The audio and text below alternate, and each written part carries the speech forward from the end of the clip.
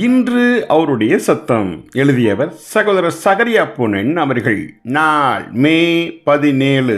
பரிசுத்த ஆவி வழங்கும் நடைமுறை சாட்சி வாழ்க்கை வேண்டும்.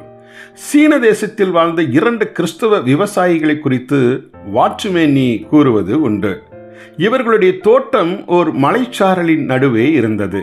ஒவ்வொரு நாள் அதிகாலையிலும் இந்த 2 விவசாயிகளும் மலைக்கு சென்று தங்கள் தோட்டத்திற்கு தண்ணீர் பாய்ச்சுவார்கள். மலைச்சாரலில் இருந்த அவர்களின் தோட்டத்திற்கு கீழாக வேறொருடைய தோட்டமும் இருந்தது. ஒரு நாள் இரவில் கீழே இருந்த அந்த விவசாயி மேலே இருக்கும் இந்த 2 கிறிஸ்தவ விவசாயிகளின் தோட்டத்து கால்வாய்களில் பெரிய துவாரத்தை போட்டுவிட்டு சென்று விட்டார். அதிகாலையில் எழுந்து மேலே தங்கள் தோட்டத்தில் தண்ணீர் பாய்ச்சிய கிறிஸ்தவ விவசாயிகளின் தண்ணீர் யாவும் கால்வாய்கள் துவாரம் வழியாக கீழ்த்தோட்டத்திற்கு சென்று பாய்ந்து விட்டது. இவ்வாறு தொடர்ந்து 7 இரவுகளிலும் கீழ்த்தோட்டத்து விவசாயி செய்து கொண்டிருந்தார். இந்த 2 கிறிஸ்தவ விவசாயிகளுக்கு என்ன செய்வதென்றே தெரியவில்லை.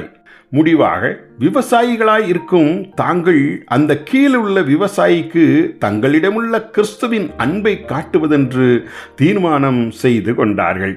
அதன்படி அடுத்த நாள் அதிகாலையில் எழுந்து முதலாவது கீழ் விவசாயியின் தோட்டத்திற்கே தண்ணீர் பாய்ச்சினார்கள். பின்பு தங்கள் தோட்டத்திற்கு தண்ணீர் பாய்ச்சினார்கள். இவ்வாறாக தங்களுக்கும் அந்த கீழ் விவசாயிக்கும் நடுவாக சிலுவையை வைத்து தங்கள் சொந்த உரிமைகளுக்கு முற்றிலுமாய் மறித்து விட்டார்கள். இவ்விதமாய் தொடர்ந்து இந்த சகோதரர்கள் 2 அல்லது 3 நாட்கள் செய்ததும் கீழுள்ள கிறிஸ்தவர் அல்லாத அந்த விவசாயி இந்த கிறிஸ்தவ சகோதரர்களிடம் மன்னிப்பு கேட்கும்படி வந்து நின்று, உங்களின் சீரிய நடக்கைகள்தான் கிறிஸ்தவம் என்றால் அந்த கிறிஸ்தவத்தை நானும் அறியும்படி விரும்புகிறேன் என பணிவுடன் கூறினார்.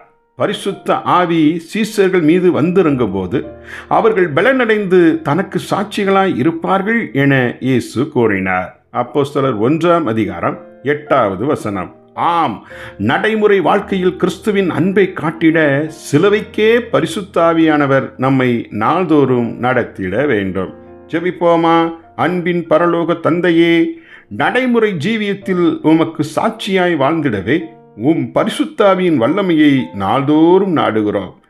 தயவாய் எம்மை நிறைத்து சிலுவையின் பாதையில் நடத்தியருளும்.